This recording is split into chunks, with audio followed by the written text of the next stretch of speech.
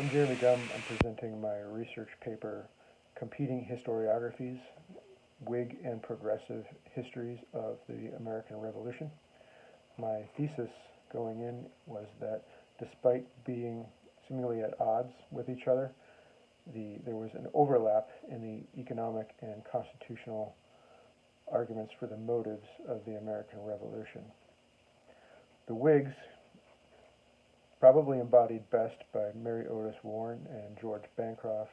Of course, George Bancroft wrote a huge volume history of the United States, and he, like other Whig historians, focused on the idealistic, moralistic nature of the Founding Fathers, and exclusively on the Founding Fathers and the major players in the Revolution, in the Rebellion. The Progressives, on the other hand, characterized by Arthur Schlesinger and James Beard. James Beard wrote Economic Interpretations of the Constitutions in 1913, which dealt more with the founding of the creation of the Constitution than the founding of the American government, the American Rebellion. But it talked about the motives of the Founding Fathers as being selfishly self-interested economically and not too worried about the moralistic arguments, and then pulling the American public, the other American colonials, into the rebellion. The other historian I looked at in my research was James Franklin Jameson.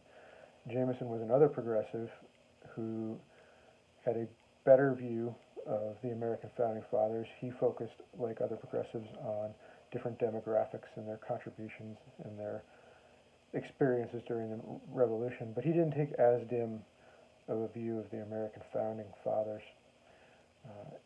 And his work is what leads up to the conclusion of my paper, is that there was some overlap or some convergence of the Whig and progressive histories.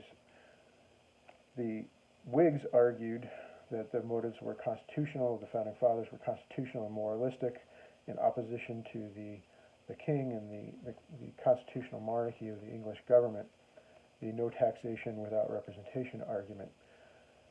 The progressives, like I stated earlier, had a dimmer view, that they were only interested in their own pockets, which in a sense might be the case. However, the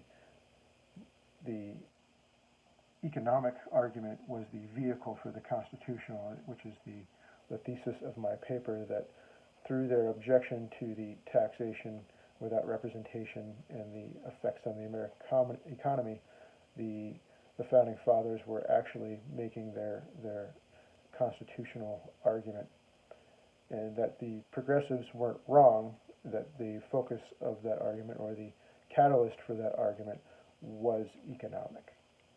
Thank you very much.